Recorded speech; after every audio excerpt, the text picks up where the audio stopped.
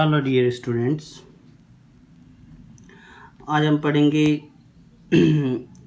Gametogenesis में lecture third. In most of the animals, इसमें हम लोग primary follicle, secondary follicle, egg structure से रिलेटेड कुछ एस्पेक्ट्स के बारे में डिस्कस करेंगे। सबसे पहले, in most of the animals in maturation phase only primary meiosis is performed. यानी ज़्यादातर एनिमल्स के अंदर मैचुरेशन पीरियड में खाली प्राइमरी मियोसिस ही परफॉर्म किया जाता है एंड अप टू फर्टिलाइजेशन तक usually there is no division, और फर्टिलाइजेशन तक इनके अंदर कोई भी डिवीज़न नहीं होता। इन सेकेंडरी oocytes के अंदर second meiosis sets at the time of fertilization. Second meiosis कब कंप्लीट होता है? At the time of fertilisation.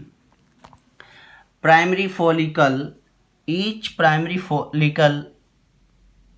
primary oocyte surrounded by granulous cell which is known as primary follicle। क्या बोल रहे हैं कि it means primary oocyte surround रहते हैं, कवर्ड अप रहते हैं ग्रेनुलसा सेल से, उनको क्या बोला जाता है? प्राइमरी फॉलिकल्स बोलते हैं। These follicle which is formed in both ovary are destroyed। ये क्या होते हैं? At puberty. ये फॉलिकल्स जो दोनों ओवरीज में फॉर्म्ड अप होते हैं वो डिस्ट्रॉयड हो जाते हैं eight the time of poverty. Means हम लोग कह सकते हैं कि पवर्टी टाइम पीरियड ये दोनों ही ओवरी में फॉर्म्ड अप होते हैं और डिस्ट्रॉयड होते हैं एट पवर्टी। पवर्टी से मीनिंग है कि मीन्स 9 to 12 ईयर्स का जो टाइम पीरियड होता है उसमें डिस्ट्रॉयड हो जाते हैं। Each ovary has only 60,000 to 80,000 primary follicles. Basically दो ओवरीज का फॉर्मेशन होता है एंड ईच ओवरी हैज़, एक ओवरी से 60 to 80,000 प्राइमरी फॉलिकल्स का प्रोडक्शन होता है, और दोनों ओवरी से मान सकते हैं हम लोग लगभग 1,20,000 और 1,40,000 के लगभग प्राइमरी फॉलिकल्स का प्रोडक्शन होता है। Secondary follicles, these the primary follicle get covered by a layer theca, these known as secondary follicle.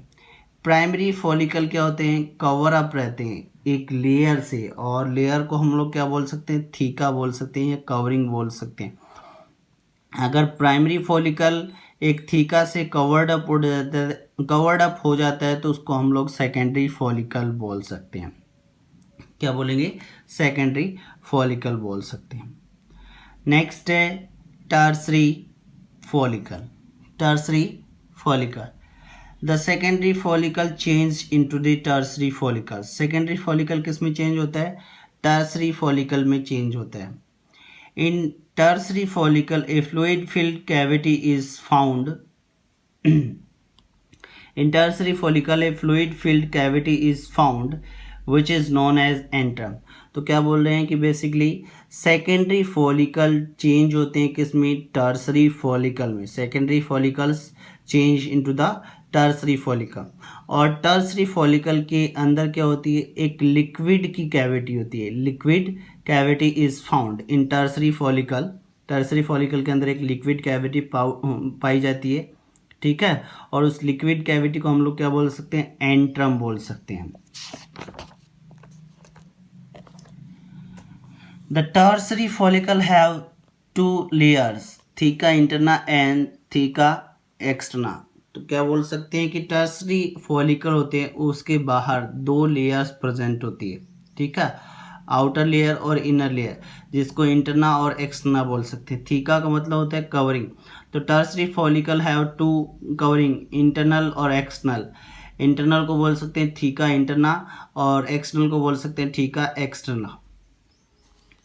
In the tertiary follicle, primary oocyte grows for first meiosis।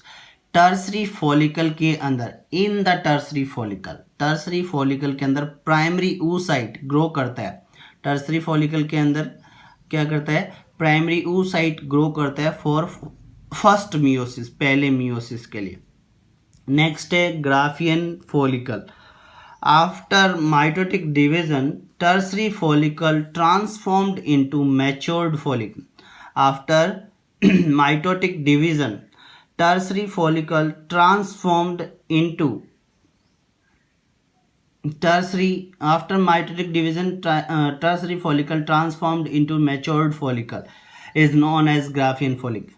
यानी हम लोग बात कर सकते हैं कि it means tertiary follicle mature होकर के ट्रांसफॉर्म हो जाता है यानी चेंज हो जाता है किसमें ग्राफियन फॉलिकल में. तो mature tertiary follicle is known as Graafian follicle. Next है अपना ovulation. After mitotic division, a new membrane, zona pellucida, is formed around secondary oocyte. Mitotic division के बाद में यानी mitotic division के बाद में एक नई मेम्ब्रेन का फॉर्मेशन होता है. कहाँ पर? Outer the secondary oocyte. Secondary oocyte के चारों तरफ मियोटिक डिवीजन के बाद में एक नई मेम्ब्रेन का फॉर्मेशन होता है. ठीक है. द सेकेंडरी किसके चारों तरफ? सेकेंडरी oocyte के चारों तरफ. And the secondary oocyte is excluded out Graafian follicle from the ovary. ठीक है. और सेकेंडरी oocyte बाहर कौन निकलता है? एक्सक्लूड आउट ग्राफियन फॉलिकल से बाहर निकलता है फ्रॉम द ओवरी, जैसे ये बता रखा. ठीक है. ग्रोज इनसाइड और इनसाइड के बाद में एक्सक्लूड आउट किया जाता है. secondary oocyte, the secondary oocyte is excluded out by Graafian follicle. Graafian follicle से secondary oocyte बाहर निकलता है from the ovary, ovary से. The process is known as ovulation. तो basically हम लोग क्या बोल सकते हैं कि it means secondary oocyte का Graafian follicle से बाहर निकलना क्या कहलाता है? ovulation कहलाता है, which occurs in every 28 days in human. तो ओव्यूलेशन ह्यूमन बींग्स में हर 28 दिन के अंदर एक प्रोसेस होती है. तो ये ओव्यूलेशन क्या है? मेंस्ट्रुअल साइकिल की एक प्रोसेस होती है. इसके बाद में अपनी एग ऑफ ह्यूमन एग की स्ट्रक्चरल ऑर्गेनाइजेशन डायग्राम हम लोग इसका नेक्स्ट टॉपिक में डिस्कस करेंगे, नेक्स्ट लेक्चर में डिस्कस करेंगे. ह्यूमन एग इज एलेथिकल और आइसोलेथिकल टाइप. एलेथिकल और आइसोलेथिकल टाइप ये एग की इंटरनल साइटोप्लाज्म उससे मैट्रिक्स से रिलेटेड हैं कि इसके अंदर क्या क्या कंपोजिशन होती है, किस किस टाइप का फॉर्मेशन होता है, उनसे रिलेटेड है. ह्यूमन एग इज एलेथिकल और isolecithal type. The egg diameter of are 100 to 150 mm. इसका डायमीटर कितना होता है? 150 तक हो सकता है, 100 से लेकर 150 तक maximum. The ovum liberated from the ovary is not completely mature. जो ओवम ओवरी से लिबरेट किया जाता है वो completely mature नहीं होता. It is secondary oocyte. ये क्या होती है? Secondary oocyte होता है ये particularly. न्यूक्लियस इज बिग और इसके अंदर क्या होता है? बड़ा न्यूक्लियस होता है. And situated towards the pole, pole की तरफ सिचुएटेड रहता है. Presence of yolk is very less. इसके अंदर योक की प्रेजेंस क्या होती है? बहुत कम मात्रा में होती है, या फिर नॉमिनल बोल सकते हैं, मतलब नेग्लेक्ट के बराबर हो सकती है. Outer of the cell membrane there is a transparent A cellular covering called zona pellucida. क्या बोल रहा है?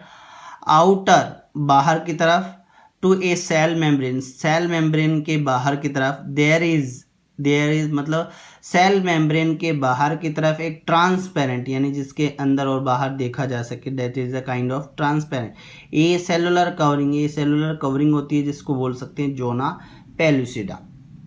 नेक्स्ट है corona radiata. Outside zona pellucida a covering of follicle. Outside zona pellucida, zona pellucida के चारों तरफ फॉलिकल्स की एक कवरिंग होती है. ठीक है. फॉलिकल सेल्स की कवरिंग होती है.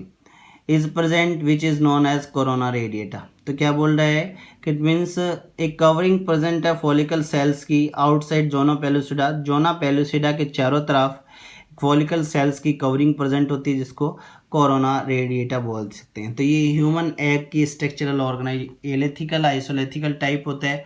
डायमीटर 100 से 150 के बीच में होता है. कंप्लीट मैच्योर ओम लिबरेटेड नहीं किया जाता. न्यूक्लियस सेंट्रलाइज होता है, ठीक है, बिग होता है, और सॉरी एनिमल पोल की तरफ सिचुएटेड होता है, बिग होता है, योग बहुत कम होता है। जोना पेलुसिडा एक कवरिंग होती है, इसके चारों तरफ ट्रांसपेरेंट है जो, और जोना पेलुसिडा के चारों तरफ एक कवरिंग और होती है जो फॉलिकल सेल्स की बनी होती है, जिसको कोरोना रेडिएटा बोल सकते हैं। ये आज का हमारा टॉपिक था। Thank you.